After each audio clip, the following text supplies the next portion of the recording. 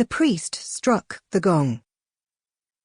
The sound reverberated off the temple's vaulted domes, splendid with brightly coloured carvings. The solitary note echoed back and forth, diminishing to a remembered tone, a ghost of sound. Mara knelt, the cold stones of the temple floor draining the warmth from her. She shivered, though not from chill, then glanced slightly to the left, where another initiate knelt in a pose identical to her own, duplicating Mara's movements as she lifted the white head covering of a novice of the Order of Lashima, goddess of the inner light. Awkwardly posed with the linen draped like a tent above her head, Mara impatiently awaited the moment when the headdress could be lowered and tied. She had barely lifted the cloth, and already the thing dragged at her arms like stone weights. The gong sounded again. Reminded of the goddess's eternal presence, Mara inwardly winced at her irreverent thoughts. Now, of all times, her attention must not stray.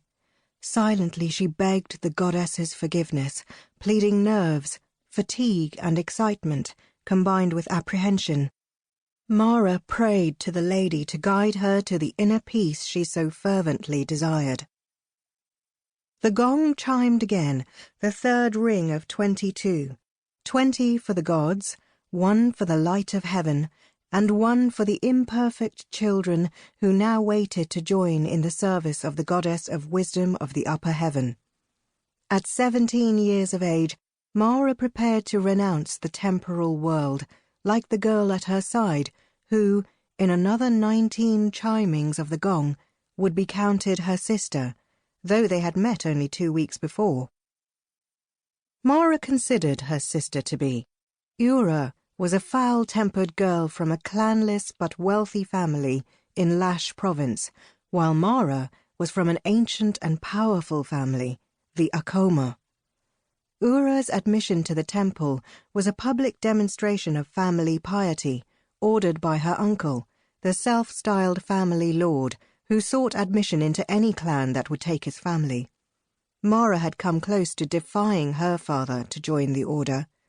When the girls had exchanged histories at their first meeting, Ura had been incredulous, then almost angry, that the daughter of a powerful lord should take eternal shelter behind the walls of the order. Mara's heritage meant clan position, powerful allies, an array of well-positioned suitors, and an assured good marriage to a son of another powerful house. Her own sacrifice, as Ura called it, was made so that later generations of girls in her family would have those things Mara chose to renounce. Not for the first time, Mara wondered if Ura would make a good sister of the order. Then again, not for the first time, Mara questioned her own worthiness for the sisterhood. The gong sounded, deep and rich. Mara closed her eyes a moment, begging for guidance and comfort.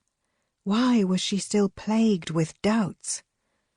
After 18 more chimes, family, friends, and the familiar would be forever lost. All her past life would be put behind, from earliest child's play to a noble daughter's concern over her family's role within the game of the council, that never-ending struggle for dominance which ordered all Tsuranuanni life. Ura would become her sister, no matter the differences in their heritage, for within the Order of Lashima none recognized personal honor or family name. There would remain only service to the goddess through chastity and obedience. The gong rang again, the 5th stroke. Mara peeked up at the altar atop the dais. Framed beneath carved arches, 6 priests and priestesses knelt before the statue of Lashima, her countenance unveiled for the initiation. Dawn shone through the lancet windows high in the domes, the palest glow reaching like fingers through the half-dark temple. The touch of sunrise seemed to caress the goddess, softening the jewel-like ceremonial candles that surrounded her.